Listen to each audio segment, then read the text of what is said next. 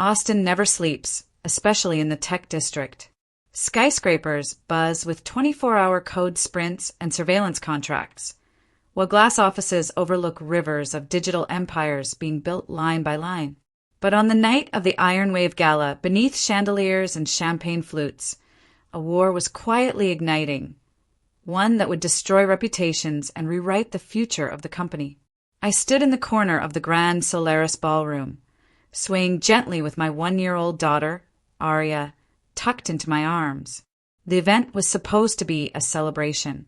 Damien, my husband of 6 years and Ironwave's chief operating officer, was being honored with the Innovator of the Year award.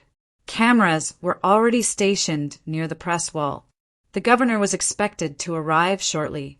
My name, Leona Carter, had been etched on the seating chart beside Damien's like a perfect puzzle piece. On the surface, we were a power couple, but beneath my skin, something was cracking. Hours earlier, a notification had flashed across Damien's tablet while he was in the shower. It wasn't locked. It never had been. We used to joke that we didn't need secrets between us. The screen read, "Almost there, baby. Our private demo room is ready. After tonight, we burn the bridge." The sender was Sierra Lang, his assistant. I tapped into the synced folder. What I found nearly knocked the breath from my lungs. Video logs, encrypted client files, hidden repositories, plans for a full clone of our cybersecurity platform. Not just the tech, it was my tech. Algorithms I'd written during maternity leave. Tools Damien had dismissed as just side projects. Sierra had even registered a new domain name. The logo, a twisted ripoff of our Ironwave branding. But the worst part wasn't the theft. It was their giddy messages about what they'd do after. We'll be sipping rum in Curacao while she's still rebooting baby monitors. I didn't cry.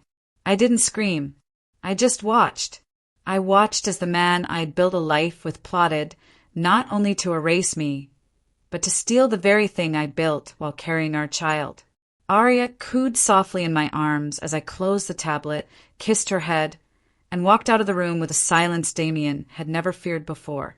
Back at the gala, Damien was shaking hands with a defense executive from Atlanta, dazzling everyone with that politician grin of his. Sierra wasn't far. She wore blood-red lipstick and a sleek black dress, the kind that whispered ambition through every seam. Her eyes flicked to Damien and back to the servers passing trays. Their plan was to announce a new venture next month after siphoning enough of Ironwave's code and context to destroy it. What they didn't know was this. The ballroom's AV system ran on the exact infrastructure I had built 5 years ago.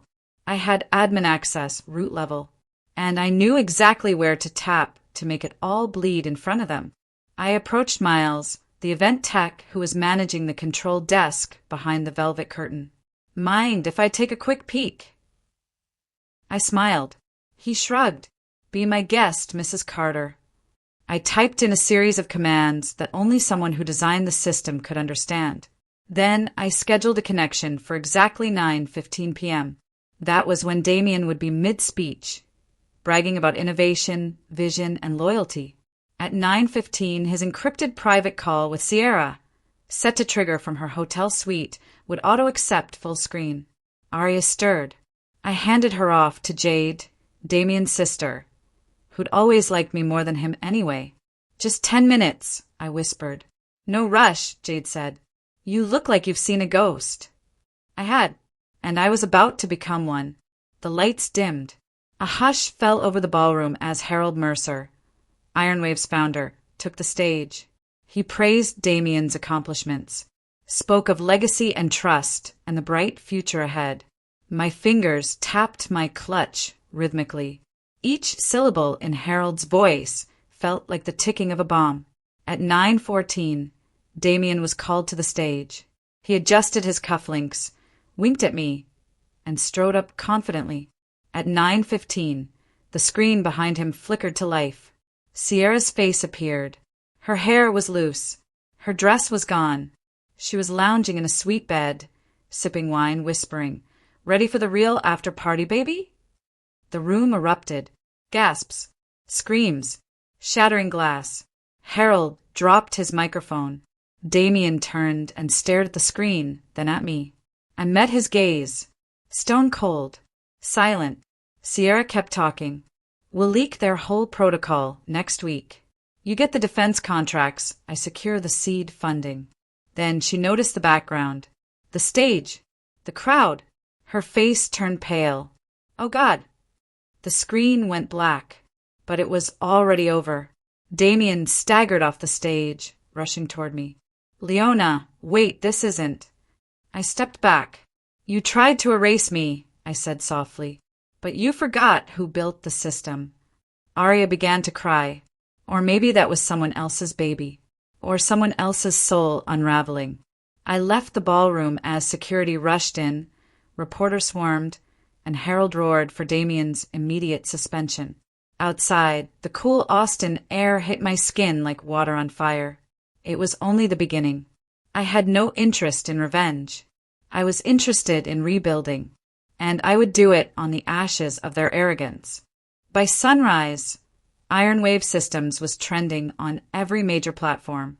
#GalaLeak was already being dissected by tech analysts, ethics professors, and digital vigilantes. The footage had been recorded by at least 10 phones. The audio was crystal clear. Damien's betrayal wasn't just marital, it was criminal. And Sierra's confession on a 50-foot LED screen was the match that lit the internet on fire. I spent the night in a modest high-rise apartment I kept under a shell company. Arya slept beside me in her bassinet, wrapped in a navy blanket with silver stars. I hadn't cried. I hadn't screamed. I had documented everything. Cloned Damien's encrypted vault. Forwarded the data to my attorney, Nina Velasquez. She was already up by 5, sipping black coffee and drafting the initial motions for custody and federal charges. Do not give interviews, she warned over the phone. No statements. No quotes. Let them drown in silence while we build the legal firestorm. I agreed, but silence didn't mean inaction. Ironwave's board called an emergency meeting by noon. Damien tried to reach me. Voicemails, texts, even a letter slipped under the security door of my office suite. I didn't read it. He wasn't my concern anymore. Harold Mercer requested a private meeting. I arrived at the Ironwave Tower in a navy blazer and black jeans, carrying Arya in her car seat. The security team barely looked me in the eye. Their shoulders were tight, their radios active. I nodded at Miles, the tech operator from the gala, who gave me a faint look of disbelief. Half awe, half fear. Harold's office was all walnut, glass, and legacy. Floor-to-ceiling windows gave a panoramic view of Austin's skyline. He stood when I entered, grayer than usual, eyes heavier. Leona, he said, voice rough, I owe you both an apology and an offer. I sat down. He gestured toward Arya. She slept through the whole detonation, didn't she? She always sleeps through explosions, I said. She's used to them. Harold chuckled once, then sobered. We froze Damien's corporate accounts this morning. Legal is reviewing Sierra's employment files. Turns out, she falsified 3 sections on her resume. She was embedded with full intent. I nodded. And the security logs? He slid a folder across the table. Your terminal logins show 0 violations. You used admin credentials you created. Legal will confirm. You exposed corporate sabotage using internal systems. Nothing illegal. Just devastating. I have no interest in vengeance, I said. I'm here to protect the code, the company, and her future. Harold leaned back, tapping a pen on his desk. That's why I want to offer you Damien's seat. Effective immediately. Chief Technology Officer, reporting directly to me, but with full board voting rights. I looked at the papers in front of me. You want me to clean up your legacy, I said. I want you to build a new one, he corrected. My silence was answer enough. He leaned forward. We've already lost 2 major investors. Another might pull by Friday. The only clients who haven't threatened lawsuits? The ones you personally built systems for. They trusted me, I said. They still do. I signed the agreement. By the time I left the building, my name had replaced Damien's on the executive directory. That night, while Arya played with a rubber duck in her bath, I reviewed the roadmap for Ironwave's failed AI encryption module. Damien had rushed it through without testing. Sierra had helped mask the faulty logic. I rewrote the base architecture in 3 hours. The next morning, I was behind the glass walls of the war room, leading the first all-hands meeting with a team that had once dismissed me as just the CTO's wife. "We are not just patching code," I said, projecting the new roadmap. "We are rewriting the narrative. This company doesn't need saviors. It needs systems that don't lie." No one spoke. Then a single clap. Then more. By Friday, we had 5 clients reinstated. By Sunday, Damien was served with a federal injunction. Nina called late that evening.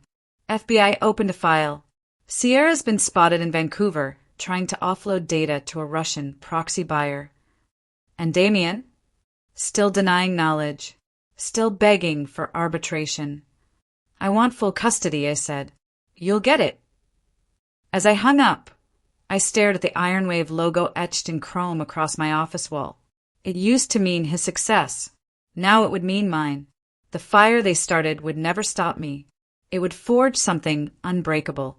The Monday after Damien's public collapse, the executive floor at Ironwave felt like the inside of a containment chamber.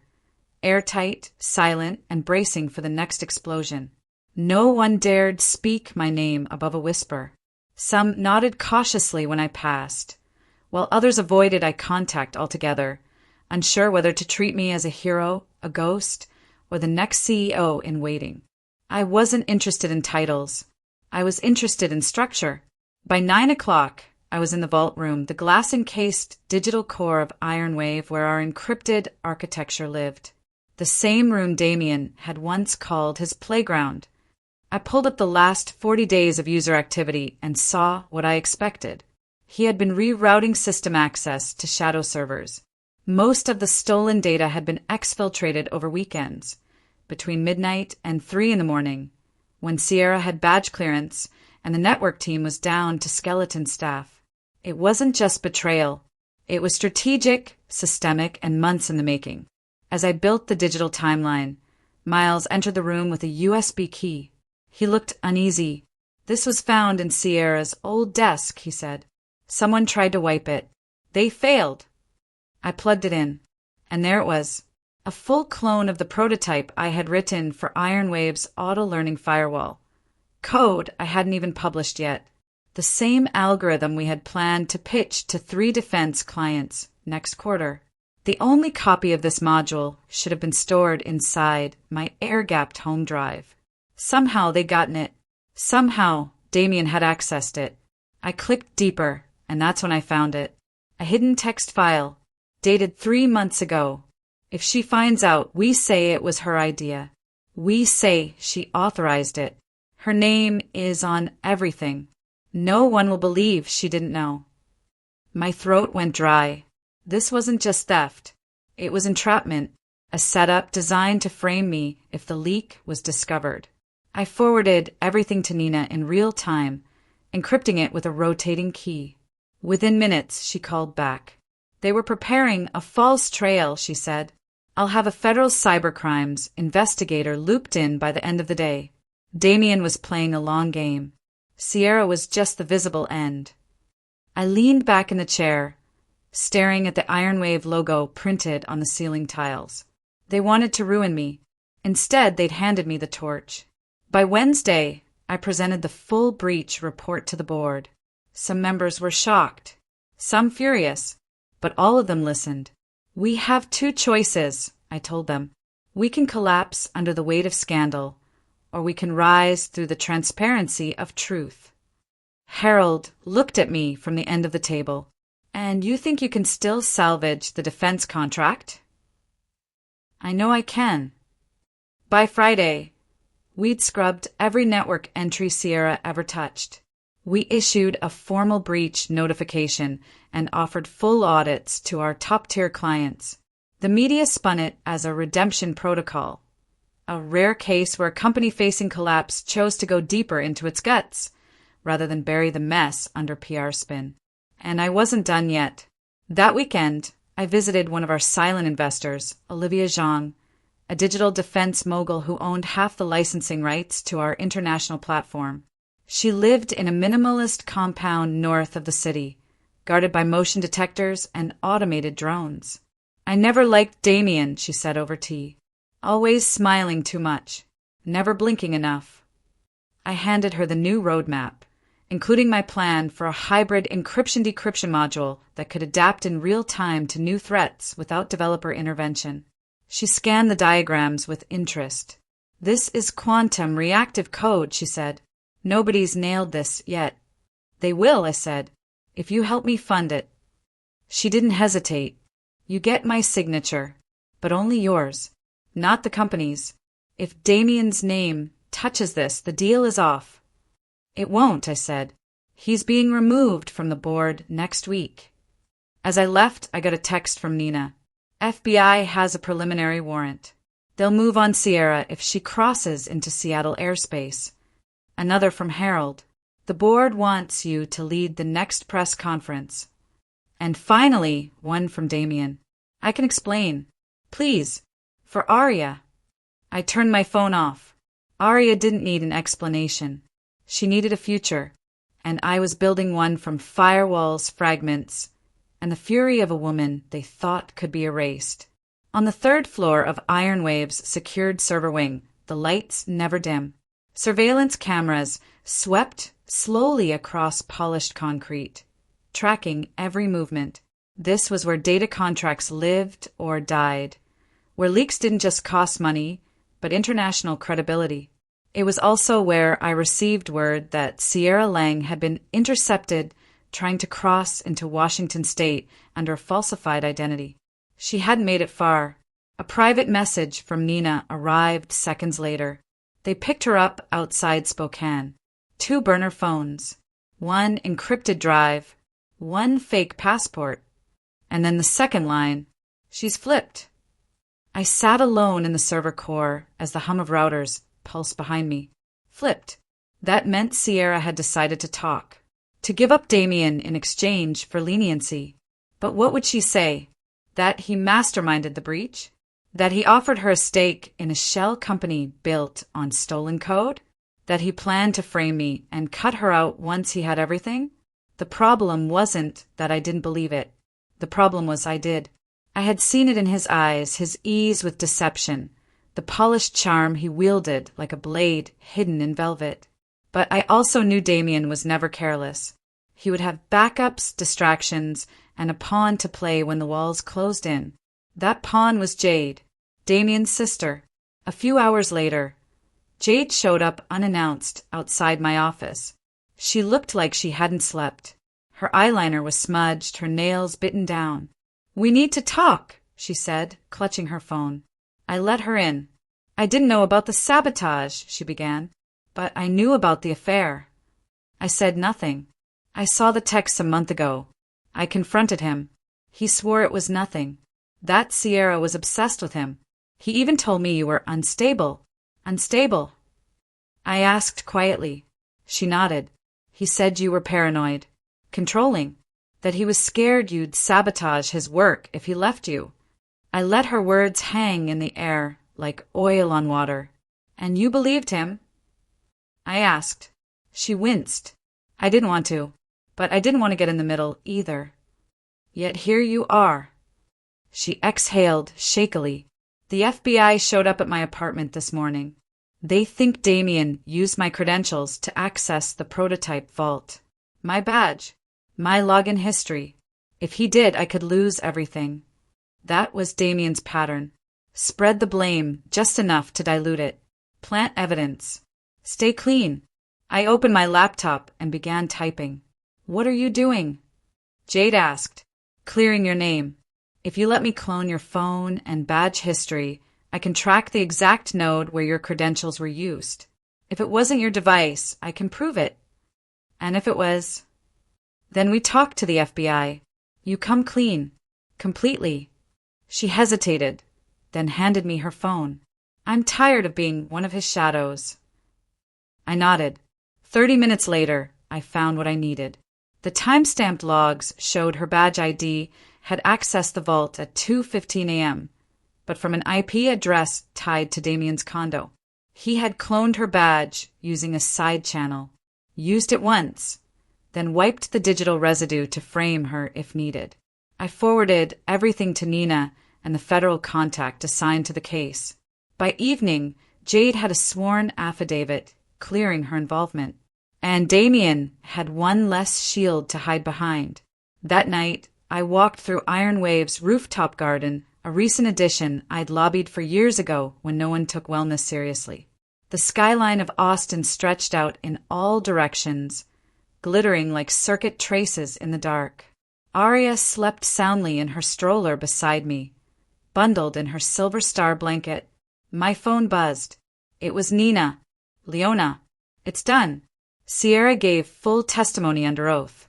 She handed over audio recordings, emails, private video calls. Damien planned everything. He promised her a private account in Zurich, a villa in the Azores. She has evidence of financial bribes to an offshore registrar for their fake company. And the board? They're ready to move. A full shareholder vote will be held this week to strip him of his remaining rights. I turned toward the edge of the roof, watching the horizon shift from deep violet to blood orange. And the federal charges? Nina's voice hardened. He'll be indicted by Friday. I stood there in silence, the wind tugging gently at my coat, the city vibrating below me.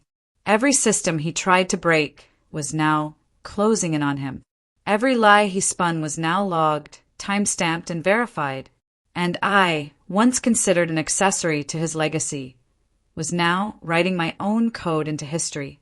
A firewall he never saw coming, one forged in betrayal, and built to burn. The shareholder vote was scheduled for Friday at 10 a.m. sharp. By 8, every boardroom at Iron Wave Systems pulsed with quiet intensity. Legal assistants carried folders with trembling hands. Executive teams whispered behind tinted glass walls. And in the heart of it all, I stood beneath the rising sun in the building's executive lobby, holding a folder that would dismantle what Leona Carter once was. The vote wasn't just about removing him. It was about cleansing the company's DNA. Iron Wave had always been branded around vision, defense, resilience. But over the past year, Damien had buried a rot beneath its clean facade. He had fed on my silence, banked on my loyalty, and underestimated the power of a woman who knew how the system truly worked. At 9:15, I entered the main conference hall where every shareholder, remote and in person, had already logged in. Harold Mercer stood at the front, shoulders squared, lips drawn in a hard line. A massive screen behind him displayed the agenda in cold white text. Item 1, motion to remove Leona Carter from board and revoke remaining stock privileges due to breach of fiduciary duty, ethics violations, and internal sabotage. Damien wasn't present, not in person, not remotely. He was, according to Nina's last message, already negotiating his surrender terms with federal prosecutors. But the damage had to be sealed clean. No backdoor entries, no second chances. His name had to be erased the way he had tried to erase mine. The room quieted as Harold cleared his throat. Before we vote, I've asked our CTO to present a final summary of events for transparency and permanent record. I stepped forward. No notes, no hesitation. My name is Leona Carter. I was once known here only as Damien's wife. That title is no longer mine. But what is mine are the security systems, the architecture, and the trust that your clients still cling to despite what this company has suffered. You've seen the headlines. You've read the breach reports. You've heard the testimony. But what you may not know is that Leona Carter didn't just attempt to sabotage Iron Wave. He created a mirror version of this company, one built on deceit, one that was going to launch using code I wrote while on maternity leave. Code he claimed was his. Intellectual property he tried to sell offshore. using Sierra Lang as both conduit and cover. I paused, letting the silence do what truth always does, cut deeper than sound. He cloned badges, altered logs, framed employees, and when discovery became inevitable, he prepared statements to discredit me. If not for a single misstep, a forgotten audio trail, he may have succeeded. But the system caught him. Not just Ironwave's system. My system. I looked directly at the screen, now, filled with silent shareholders, watching from across the world. This vote isn't about revenge. It's about security, about ethics, about choosing truth over legacy. And I suggest you vote like your company depends on it, because it does. I returned to my seat. The vote began. One by one, lights on the screen turned green. Aye, asterisk, asterisk. Every single seat. Unanimous. Harold pressed a button, logging the outcome permanently into Ironwave's governance ledger. It is hereby recorded, he said, that Leona Carter is no longer a member of the board, no longer holds voting rights, and no longer possesses shares or executive privileges within Ironwave systems. A quiet breath escaped my lungs. It was done, but not over. Back in my office, I watched the live feed from the FBI holding center where Damien was being processed. His once tailored jacket was wrinkled, his expression hollow. He didn't look like a man preparing a defense. He looked like a man watching everything slip through his hands. A knock interrupted the feed. Miles entered with a grin I hadn't seen in weeks. You might want to see this. He handed me a tablet. A news alert flashed across the screen. Sierra Lang officially sentenced to 12 years for espionage and digital theft. She had pleaded guilty, offered a full confession, and confirmed under oath that Damien was the architect of the operation. And below that, another alert. Ironwave CTO, named Woman of the Year in Tech by Digital Vanguard magazine. A photo accompanied the headline. It was me at the Investor Summit, standing behind a podium, one hand raised, the other holding a tablet, with Arya sitting nearby in a tiny navy dress and matching shoes. Her face was turned toward the screen, watching, learning, becoming. I closed the tablet and leaned back in my chair. Names can be erased. Systems can be rewritten. But truth, when coded into every fiber of your existence, becomes impossible to override. And I had just become the master key. 6 weeks after Damien's final shareholder purge, the building buzzed with a different kind of energy. Gone were the wary looks and hushed conversations. In their place came nods of respect, voices of collaboration, and the unmistakable rhythm of innovation returning to life. Ironwave was rebooting, line by line, team by team. It was a Monday when we launched the internal program I named Phoenix. A full-scale digital overhaul, new security protocols, new audit trails, a redraft of every major framework Damien had touched. Not because I didn't trust what was left, but because trust in this company now had to be earned through clean architecture. I sat in a darkened lab space beneath the executive floor, surrounded by a team of 12 engineers I had handpicked. Some were recent hires, young and sharp-eyed. Others were veterans who'd been passed over during Damien's reign. I gave each of them a tablet loaded with Phase 1 schematics. This isn't a patch, I told them. It's a new heartbeat. If you write code like you're fixing something broken, it will always carry the ghost of what came before. So we start from nothing, from silence, and we build forward. They nodded, and the screens lit up.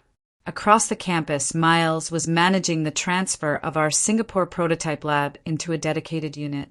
Olivia Zhang had doubled her investment following our defense contract renewal, and with her backing, we were now testing the first-ever adaptive encryption network capable of rewriting its own rules under threat conditions. It was something Damien once called too ambitious. Now it was our cornerstone. By Wednesday, I held a press briefing for our international partners. The conference room had been redesigned. Warmer lighting, transparent panels, no podiums. I didn't want to stand above anyone. I wanted clarity eye to eye. The journalists asked about Sierra, about Damien's sentence, which was expected to range between 15 and 20 years depending on federal recommendations. I kept my answers minimal. The past has been recorded. The present is secured.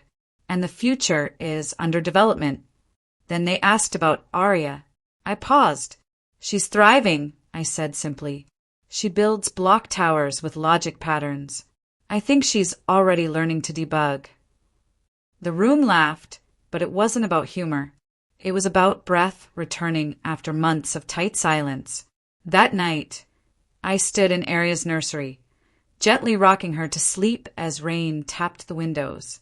In the dim glow of her starlight projector, I watched her eyelids flutter, her tiny hand gripping the edge of my collar. There was a time I thought Damien's shadow would linger over every moment of our lives. But shadows don't survive in rooms filled with light. Just before midnight, my phone buzzed. It was Nina. You need to see this. She sent me a secure file. Inside were documents pulled from a private cloud Sierra had tried to hide even after her arrest. One of them caught my eye. A contract draft, and signed but very real. Subject: Asset Transfer Agreement. Recipient: Lang and Carter International Systems. Curacao ***. Clause 7A. Removal of L. Carter as contributor and beneficiary. Clause 8B. NDA enforcement via manipulation of domestic custody rulings. I read it again. Clause 8B wasn't just disturbing. It was personal. They weren't just going to steal my work. They were going to try to take my daughter. I forwarded the file to Nina with 2 words. Use this. In court filings and federal hearings in custody terms, this clause would ensure there was no sympathy left to salvage for Damien. He hadn't merely betrayed a company. He had attempted to weaponize fatherhood as a legal tool of leverage, and I would make sure that weapon never fired. The next morning, Robert, the interim CEO brought in after Harold's quiet retirement, called me into his office. I heard about the clause, he said. I nodded. We've worked together a long time, Leona, he added, and I've never seen anyone turn destruction into design quite like you. I didn't speak. He leaned forward. We want to offer you more than just CTO. I blinked. More. He slid a folder across the desk. Chief Executive Officer, Ironwave Systems. The offer letter was crisp, formal, but emotional in its weight. The woman they once called an accessory had become the core. I'll need to discuss it with Nina, I said. Take your time, Robert replied, but not too long, because whether you sign it or not, everyone already knows whose company this really is. I left the office in silence, folder tucked under one arm, the hum of 1,000 systems alive beneath my feet. Ironwave had rebooted, but I wasn't done rewriting the code. Not until the last trace of corruption was deleted. Not until the system, my system, stood unbreakable. The court hearing was scheduled for Thursday at 2 p.m. It wasn't just about custody anymore. It was about history, intent, and legacy, and how a single contract clause could expose the quiet malice that hides beneath calculated betrayal. Damien had filed for partial visitation rights weeks earlier, framing it as an attempt to reconnect with his daughter. But we had the clause, the plan he never thought would surface, the one that detailed his intention to use Arya as a pawn in a post-divorce narrative meant to manipulate public sympathy and reduce sentencing risk. The courthouse in downtown Austin was quiet that afternoon. Clean white halls, dustless benches, a security guard who nodded when I passed with a briefcase and a copy of the clause printed in duplicate. Arya stayed home with Jade. She didn't need to be near this storm. Inside the hearing room, Nina stood at my left, calm and precise.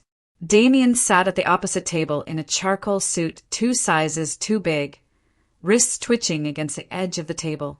He looked older, smaller, not the man who used to smile like he owned every room. But then again, none of those rooms belonged to him anymore. The judge, a woman named Marion Delacroix, glanced at the printed exhibits. "Miss Carter," she said, her voice steady, "please walk the court through this document." I rose. This contract was discovered inside a private, encrypted cloud belonging to Sierra Lang. It outlines a plan to create a company based entirely on stolen intellectual property. But more disturbingly, it contains a clause, Clause 8B, which states, and I quote, "Should L. Carter resist the initial phase of launch, custody manipulation shall be used to reduce her access and credibility, weakening any claims she may make in federal or public legal channels." The room went silent. I continued.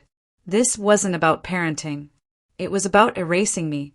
Through courts, through contracts, through silence. And I will not be erased.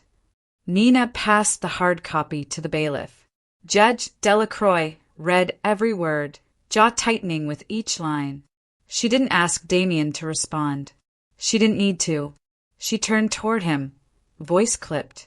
"Mr. Carter, this court finds substantial evidence of intent to manipulate custodial authority as a legal tool of retaliation. Your petition for joint visitation is hereby denied. Full legal and physical custody remains with the child's mother. You may file a request for supervised contact after sentencing, contingent on psychological review and further federal outcomes. Until then, you are to have no contact. Not direct, not digital, not implied." Damien's eyes flicked to me, but I didn't flinch. The look he gave wasn't rage. It was emptiness. His final strategy had failed. The last chess piece overturned itself.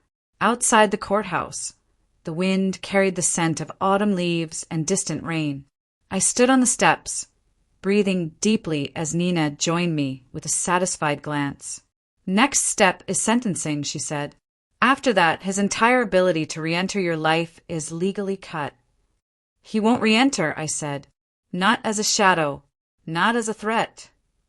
A few feet away, a news photographer snapped a discreet photo, me standing on the courthouse steps in navy slacks and a dark coat, eyes forward. That image would run with tomorrow's headline. Ironwave CEO secures full custody amid federal court victory. Because, yes, I had signed the letter. That morning, just before heading to the courthouse, I had placed my signature on the final page. Effective immediately, I was no longer the CTO. I was the CEO. And as my first act of leadership, I had reinstated every employee Damien once terminated for non-alignment. Some were mothers. Some were engineers who raised questions he didn't like. All of them were waiting when I returned to the office after the hearing. They lined the hallway, quiet at first, then clapping, one by one. I didn't raise my hands. I didn't smile for the cameras. I simply walked forward, carrying the silence of 1,000 battles no one had seen. Back in my office, Aria waited in Jade's arms. She squealed when she saw me, reaching out with chubby fingers. I held her close and whispered into her ear, "You were never a weapon, little one. You were always the shield." That night, as Austin glowed beneath twilight skies, I sat at my desk reviewing Ironwave's latest prototype from the Singapore division. A message pinged for Miles. "Ready for testing. Firewall is holding against all intrusion vectors." Perfect, because from now on, nothing would breach the world I had rebuilt. Not legally, not digitally, not emotionally.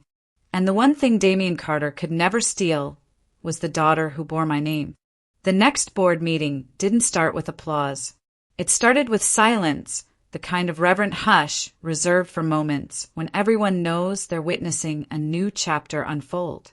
As I entered the conference room, every seat was filled, every screen was connected, and every set of eyes turned toward me not with pity nor politeness, but with certainty. I was no longer an anomaly at the table.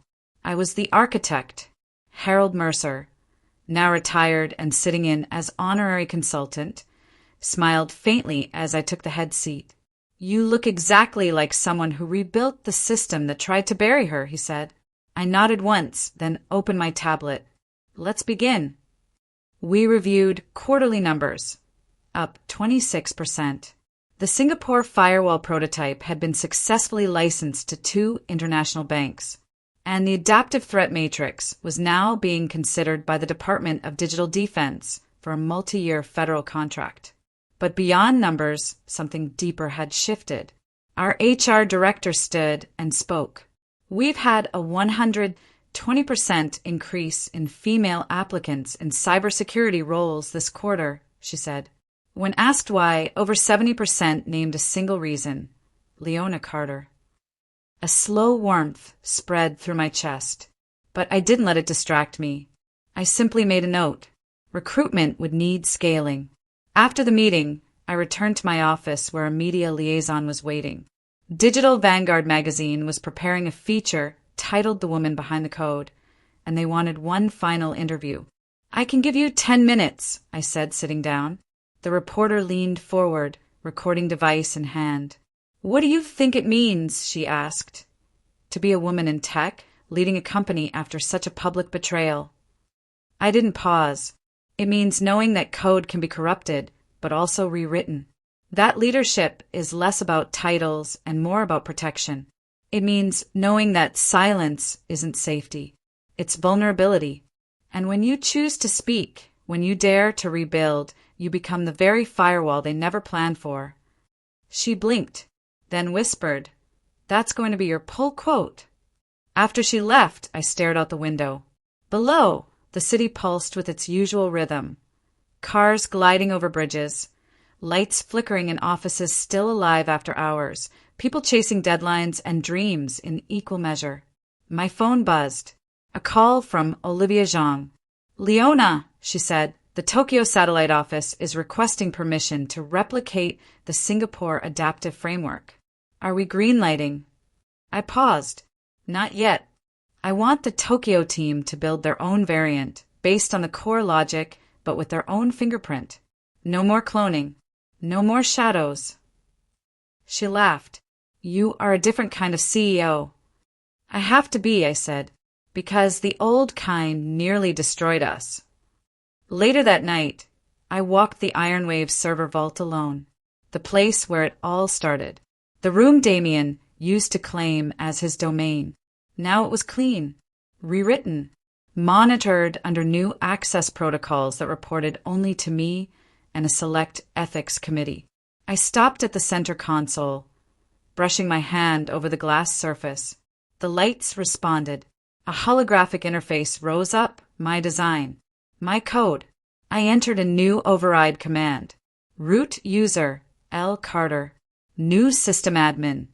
Enable multi-guardian protocol. Primary guardians, Miles Tran, Olivia Zhang, and Velasquez. Secondary keyholder, Aria Carter. Future grant only ****. The system accepted the parameters. A backup voice spoke from the speakers. Confirmed. Future-proof firewall protocols initiated. I stepped back, breathing in the cold air. There would be no repeat of Damien. No one person would ever hold the keys again. Not even me. That was the final layer of security, humility embedded in code. As I walked back through the main floor, employees glanced up, smiling. Some waved. Others nodded with respect that had nothing to do with fear. At the exit, I passed by the newly installed wall of recognition. There, framed in minimalist silver, were portraits of Ironwave's past leaders. And now mine. Underneath it read, Leona Carter, CEO, Architect of Restoration, ****. Aria's footsteps echoed as she toddled toward me down the hallway, Jade walking closely behind her. My daughter clutched a tiny circuit board toy in one hand and a cookie in the other. "You ready, baby girl?" I asked, scooping her up. She pointed at the wall behind me. "That's Mama," she said. I smiled. "No," I whispered against her hair. "That's us." The ghosts don't always knock loudly. Sometimes they slip in through system logs, buried deep in forgotten server backups. Other times, they come wrapped in envelopes with government seals or whispered in corporate corridors by voices that still haven't adjusted to the new order. This ghost came in the form of a letter, hand-delivered, no sender, I found it on my desk Monday morning, atop a fresh stack of integration reports from our Zurich expansion. Its seal was pressed with wax, the color of dried blood. Arya was home with Jade. The office was quiet. I peeled the envelope open with steady fingers. Inside was a single sheet of paper. Typed, "Leona, they were never just clients. You're protecting something you don't understand. They're coming, and they won't go through the front door this time." No signature, no markings, just that. I read it twice. Then I walked directly to the Security Command Center, bypassing Miles and the assistant team. The head of cyber defense, a former NSA contractor named Brett Kincaid, looked up as I entered. "I need a scan," I said. "Every Ironwave node with legacy access permissions, any external trace routes, any system trying to mirror our signature." Brett didn't ask questions. He knew.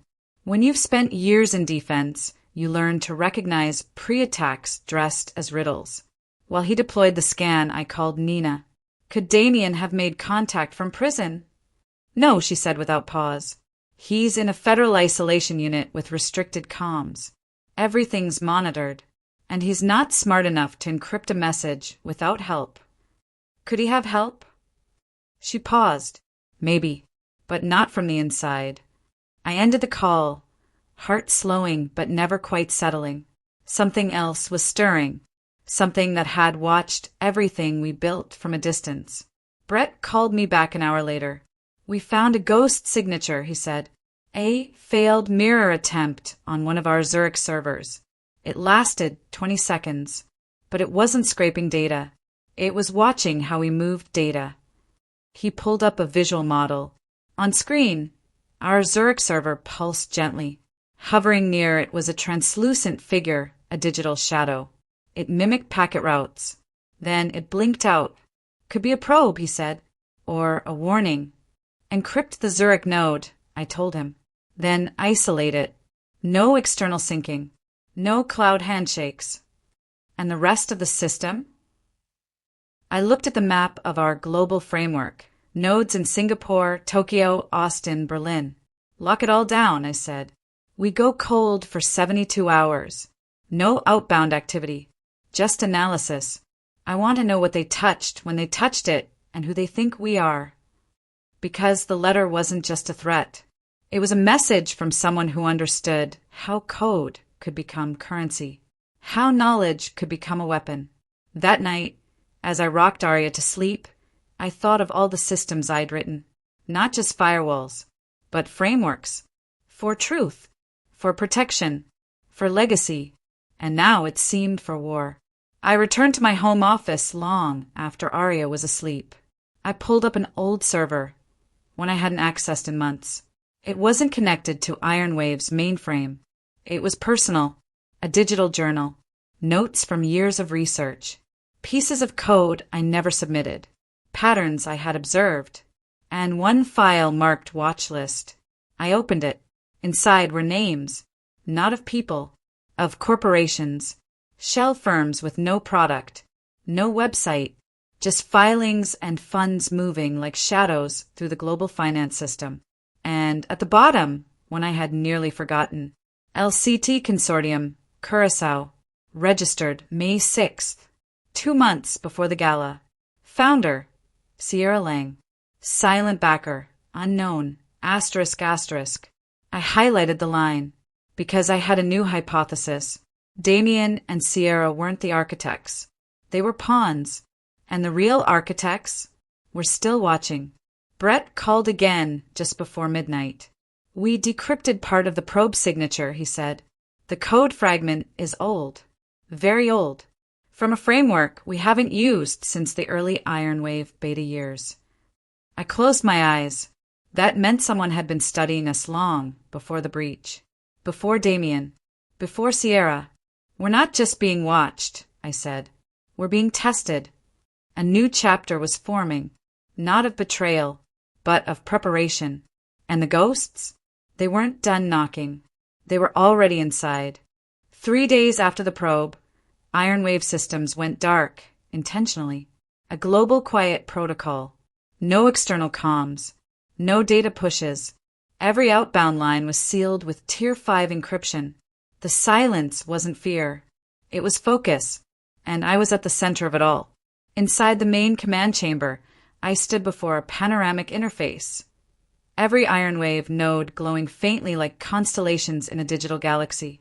Singapore, Zurich, Berlin, Tokyo, Austin. All still, all waiting. But I wasn't. Brett's voice came through the internal comms. Zurich node is now triple sandboxed. Tokyo found 2 more ghost traces. They didn't scrape. They scanned behaviorally.